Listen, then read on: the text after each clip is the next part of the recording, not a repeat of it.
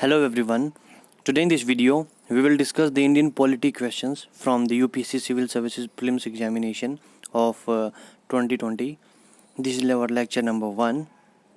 The first question is, a parliamentary system of government is one in which, तो हमें parliamentary government of system बताना है कि कौन सा ऑप्शन इनमें से parliamentary system को डिफाइन करता है.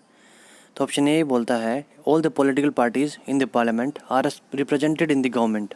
नो ऐसा कुछ भी नहीं है. सारी पॉलिटिकल पार्टी थोड़ी ना आती हैं. जो जीतेगा वही बैठेगा सरकार में.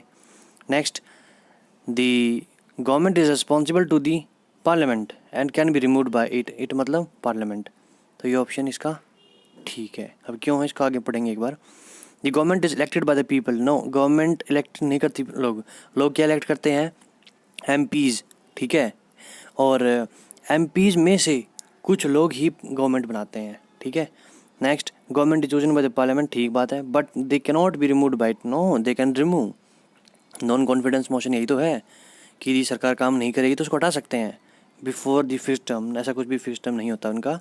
पार्लियामेंट्री सिस्टम का सबसे बड़ा ड्रॉबैक यही है कि इनके पास कोई फिक्स टर्म नहीं है. It's a unstable government. इसके फीचर्स देखते हैं एक बार, लेकिन उससे पहले हम आर्टिकल 75 पढ़ते हैं ऑफ द कॉन्स्टिट्यूशन. बहुत इंपॉर्टेंट है. 75 बताता है मिनिस्टर्स के प्रोविजंस को. 75 क्लोज 1 बोलता है कि जो प्रेसिडेंट है ये अपॉइंट करेंगे प्राइम मिनिस्टर को और प्रेसिडेंट ही अपॉइंट करेंगे अदर मिनिस्टर्स को. लेकिन अदर मिनिस्टर के टाइम पे ये एडवाइस लेंगे किसकी?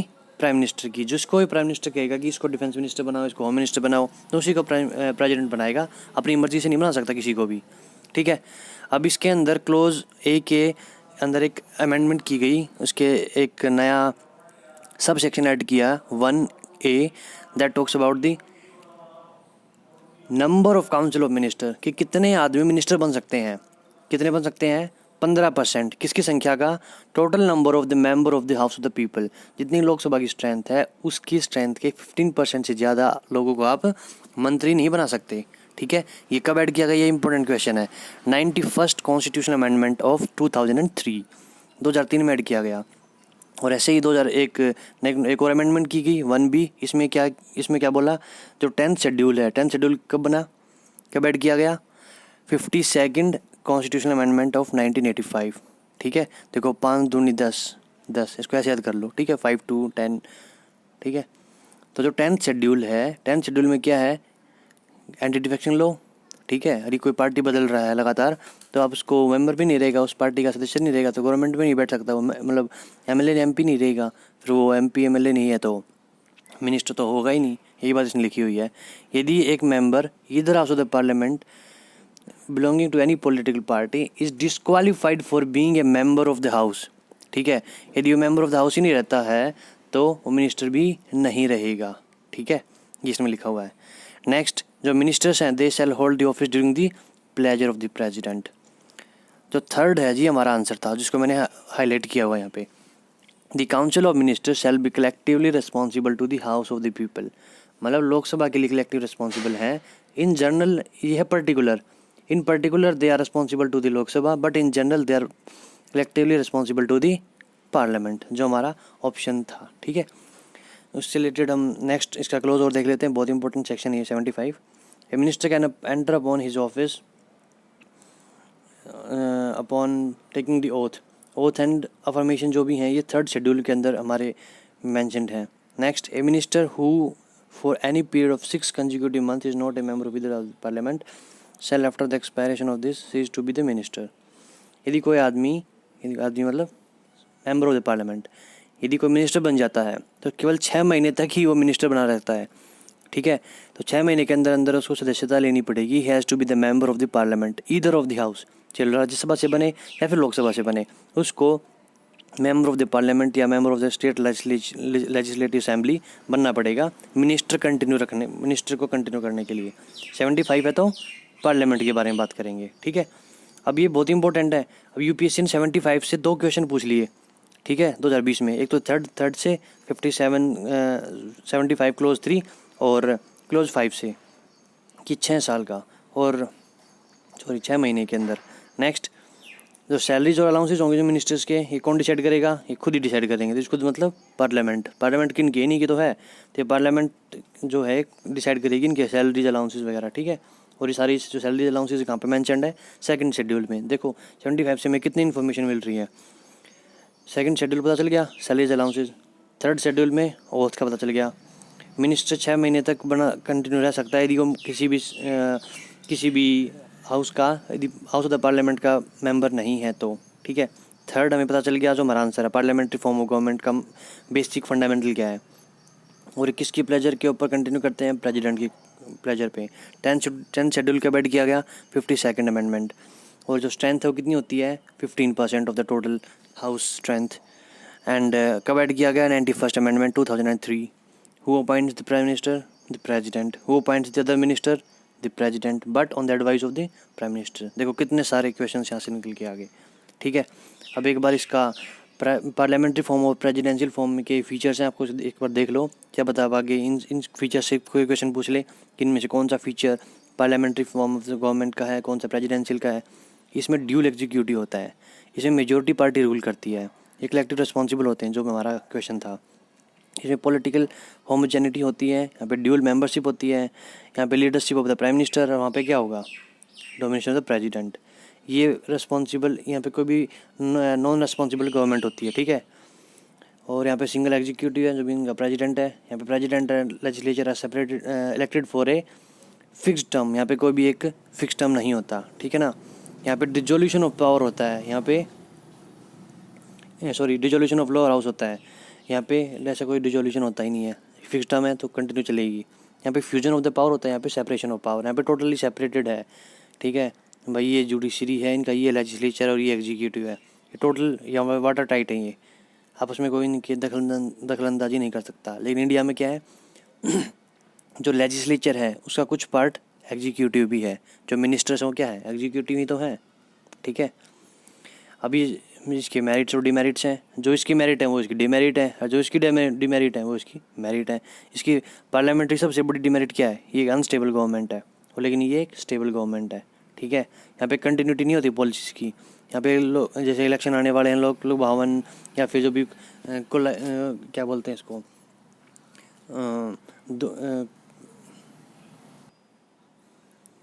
ठीक है। और ये रिस्पॉन्सिबल गवर्नमेंट है, ये नॉन रिस्पॉन्सिबल गवर्नमेंट है। यहाँ पे वाइडर रिप्रेजेंटेशन है, यहाँ पे नैरो है, यहाँ पे एक ऑटोक्रेसी टाइप का है कि जो प्रेसिडेंट बोलेगा वही होगा, ठीक है। Next question, which part of the constitution declares the ideal of welfare state.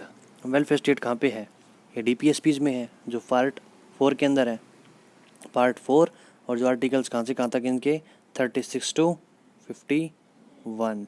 अब देखो, अब यहाँ से 2016 में भी क्वेश्चन पूछा गया था कि जो 36 से 51 के बीच में जो भी आर्टिकल्स हैं, जैसे कि भाई 43A, 43B, 48A, इन आर्टिकल्स को कब ऐड किया गया। अब याद रखना, जो 42nd अमेंडमेंट था ना 1976 का, तो वो बहुत ही ज़्यादा इंपॉर्टेंट था, उसको मिनी कॉन्स्टिट्यूशन भी बोल देते हैं। उसके अंदर बहुत सारे अमेंडमेंट हुई थी, ठीक है।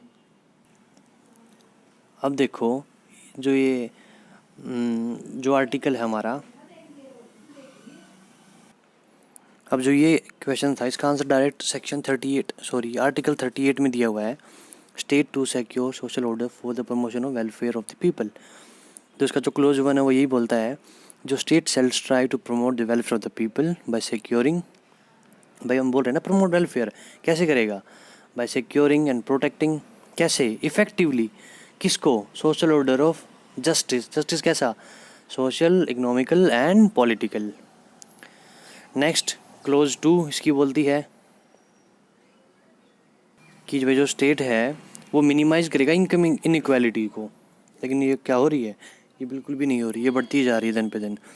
अब ये याद करो तो करो, अदरवाइज कोई ज़रूरी नहीं है। जो नंबरिंग है ये इसको क्लोज 1 है, ये क्लोज 2 है, ये 44th अमेंडमेंट से इसको सेपरेट किया गया, रीनंबर्ड किया गया, क्लोज 1 क्लोज 2, ठीक है। अब नेक्स्ट जो ये हमारे आर्टिकल्स हैं फ्रॉम 36 to 51, आप ये देख लो एक बार, मैंने आपको बताया कि जो 39A है ये भी 42nd अमेंडमेंट से ऐड किया गया, 43A ये भी 42nd अमेंडमेंट से। लेकिन जब ये A के बाद जब B आया है ये, तो ये बाद में ही हुआ होगा, कब हुआ, आज से 10 साल पहले, 2011 में 97th अमेंडमेंट से। यही है तो 10 साल पहले हुआ है, अदरवाइज सारी 1976 के अराउंड ही हैं। अब देखो ये 48A ये भी कब ऐड की गई 1976 के 42nd अमेंडमेंट से। और जो ये 49 है इसमें बोलता है कि protection of monument and places and object of national importance. अब नेशनल इंपॉर्टेंस को कौन डिक्लेयर करेगा? डिक्लेयर्ड बाय लॉ और declared by the parliament. Parliament he law बनाती है वैसे तो। इस चीज़ को ऐड किया गया था इस चीज़ के अंदर by 70th amendment of 1956, sorry 7th amendment, not 70th, it's 7th amendment 1956, ठीक है। और अब ये क्वेश्चन भी पूछा जा सकता है कि भाई जो DPSPs हैं ये हमारे 4th शेड्यूल के बाहर भी कोई है या नहीं है? हाँ बिल्कुल बाहर हैं। और ये कौन कौन से हैं? ये हमारे 3 ही ये हैं, ठीक है। लेकिन उससे पहले जो ये एक बार इन सभी को एक बार देख लेते हैं। जो 51 है वो प्रमोशन ऑफ इंटरनेशनल पीस के बारे में बात करता है। 50th separation of judiciary from executive. अब यहाँ से डायरेक्ट क्वेश्चन पूछा गया है, अब आगे देखेंगे क्वेश्चन दोबारा आएगा। 48 organisation of agriculture and animal husbandry. 47 due to the state to raise the nutrition level. अब मैं इसको पढ़ रहा हूँ, अब आपको कि इसको याद कैसे रखा जाए, आपको याद करने की ट्रिक बताता हूँ। देखो 47 7 हेवन, ठीक है। 7 और हेवन की क्राइम बन रही है। हेवन किसको दिखता है? जो ड्रिंक कर लेता है, ठीक है, उसको शराबी को पूरा स्वर्ग दिखता है, ठीक है। अब तो जो अल्कोहल, इसमें अल्कोहल का लिखा हुआ ना कि भाई अल्कोहल को छोड़ेंगे और एक न्यूट्रिशन लेवल बढ़ाएगा, तो 7 हेवन दारू मतलब अल्कोहल, न्यूट्रिशन लेवल ऐसे कर लो। 48 व्हाट वी एट खाते हैं, क्या खाते हैं? एग्रीकल्चर प्रोडक्ट खाते हैं, ऑर्गेनाइजेशन ऑफ एग्रीकल्चर, ठीक है। 49 माइन, 9 इज़ माइन। माइन क्या? मेरा प्लेस जहाँ पे मैं रहता हूँ, माइन प्लेस, ठीक है। प्लेस मतलब monument, places of national importance, ठीक है। बाकी तो ये 50 तो बहुत इंपॉर्टेंट है, आपको याद करना पड़ेगा। बाकी जैसे कि 41 ये भी आपको याद करना पड़ेगा, इसका कोई शॉर्टकट नहीं है। Right to work, right to education, public assistance in certain cases. 42 let me do what, do मतलब क्या काम, कुछ काम करोगे ना, human condition of work. 43 labour is free. 43 labour is free. Free मतलब, फ्री का मतलब पैसा, क्या बोलते हैं ना, क्या भाई आपको फ्री कोई चीज़ फ्री में मिल रही है, मतलब पैसा नहीं देना पड़ेगा, मतलब मनी से रिलेटेड कोई चीज़ बात कर रहे हैं हम, तो उनको वेजेस दिए जाएंगे, पैसा दिया जाएगा वर्कर को, ठीक है। 44 तो यूनिवर्सल है, तो सबको पता है, यूनिवर्सल सिविल कोड। 4, 5 और 5, 6। 4, 5 बात देखो, 4, 5, 6 इसको ऐसे याद कर लो, 4, 5, 6। 45 बताता है कि 6 साल तक ये बच्चों को एजुकेशन दी जाएगी। 46 भी एजुकेशन का है, लेकिन वो किसके लिए है? स्पेसिफिकली SC STs के लिए है, ठीक है ना। तो इसमें जो भी अमेंडमेंट हुई है, कौन कौन सी अमेंडमेंट है? 39A, 43A और 48A। ये सारी अमेंडमेंट कब हुई हैं? 42nd अमेंडमेंट में हुई है, ठीक है। और जो लेकिन जो ये लास्ट वाली है 43B जो बाद में हुई होगी, वो कब हुई है? 97th अमेंडमेंट ऑफ 2011, ठीक है। अब जब हमने बात की थोड़ी देर पहले कि DPSP जो आउटसाइड है 4th शेड्यूल के, 335, 350A एंड 351। अब इनको एक एक करके देखते हैं, ये बहुत इंपॉर्टेंट है यहाँ पे। आर्टिकल 335 ये कहता है the claim of the member of SC STs shall taken into consideration, कि भाई जो SC ST जो क्लेम्स हैं उनको कंसिडर किया जाएगा। कब? जब ये क्लेम्स इनके कंसिस्टेंट हो with the maintenance of efficiency of administration. यदि एडमिनिस्ट्रेशन की एफिशिएंसी बनी रहती है इनके क्लेम से, तो उनको अपॉइंटमेंट दी जाएगी to the services with refer to the union and the state, ठीक है। अब इसका मतलब ये नहीं है कि अब जो इसमें एक प्राइवेट ऐड किया गया है उसमें ये चीज़ मेंशन की हुई है साफ साफ कि जो ये मतलब लिखा हुआ ना कि consistently with the maintenance of efficiency of administration, कि एफिशिएंसी ऑफ एडमिनिस्ट्रेशन को मेंटेन करने के लिए सरकार ये नहीं कर सकती कि भाई जनरल कैटेगरी के लिए मार्क्स ज़्यादा जो होते हैं ना, जो क्वालिफाइंग मार्क्स, कि जनरल कैटेगरी के लिए लेट सपोज 100 में से 80 पे कट ऑफ है, SCs के लिए 70 पे है, उनके लिए 65 है, तो उनको जो लोअरिंग कर रही है उससे सरकार को ये आर्टिकल रोक नहीं रहा। कभी ये सरकार ये बोल दे कि भाई 35 में ये लिखा हुआ है कि भाई एफिशिएंसी को मेंटेन करने के लिए हमें इनको अपॉइंटमेंट नहीं करेंगे, तो इसको प्रिवेंट भी करता है। इसमें लिखा हुआ है nothing in this article shall prevent in making any provision in favour of member of SC STs in relaxation in qualifying marks in any examination और lowering the standard of evaluation, ठीक है, उस चीज़ से प्रिवेंट नहीं करता, ठीक है, prevent करता है। मतलब ये नहीं है कि सरकार ऐसे, मतलब समझ गए ना, कि जो भी इसको एफिशिएंसी को कम करने के लिए सरकार कह देगी हम तो एफिशिएंसी कम हो रही है इसलिए हम इनका लोअरिंग स्टैंडर्ड को मना कर रहे हैं। नो, सरकार कैन नॉट डू दैट, यहाँ पे साफ साफ लिखा हुआ है। Next is 350A। 350A है कि जो भी इंस्ट्रक्शंस होंगी वो मदर टंग में होंगी एट द प्राइमरी स्टेज। ये भी उस सरकार का एक फ़र्ज़ बनता है, ठीक है। और जो भी DPSP जितने भी हम पढ़ रहे हैं सारे क्या हैं ये बोलो, all are non legally binding, या कह सकते हैं not enforceable in the court of law, ठीक है। 351 directive for the development of Hindi language, कि हिंदी लैंग्वेज के को डेवलप करने के लिए सरकार काम करेगी, ठीक है। Next question, the constitution of India defines the basic structure. अब बेसिक स्ट्रक्चर कब स्टार्ट हुआ था हमारा, जब केशवानंद भारती केस हुआ। जब केशवानंद भारती केस हुआ था उसकी जजमेंट में उसके बाद सुप्रीम कोर्ट ने बेसिक स्ट्रक्चर को बताया था, लेकिन कॉन्स्टिट्यूशन ने डिफाइन किया ही नहीं। तो फर्स्ट स्टेटमेंट इज़ रॉन्ग, इसको एलिमिनेशन से करेंगे। First is wrong, then option B और डी बच गया। Next, constitution of India provides for judicial review to safeguard the citizen liberty and to preserve the ideals on which the constitution is based, ठीक है। Judicial review बिल्कुल है भाई, कोई भी जैसे रिट्स हमारे एक राइट्स दिया हुआ ना ये, कि कोई भी जजमेंट आई है जुडिशियल रिव्यू तो है उसका, कि हम लोअर कोर्ट के ऑर्डर से खुश नहीं है तो हम एक हाई कोर्ट में डायरेक्ट रिट अप्लाई कर सकते हैं, सुप्रीम कोर्ट में डायरेक्ट रिट अप्लाई कर सकते हैं, वो जुडिशियल रिव्यू का तो टाइप पार्ट है, ठीक है। तो इसका option B is the right answer.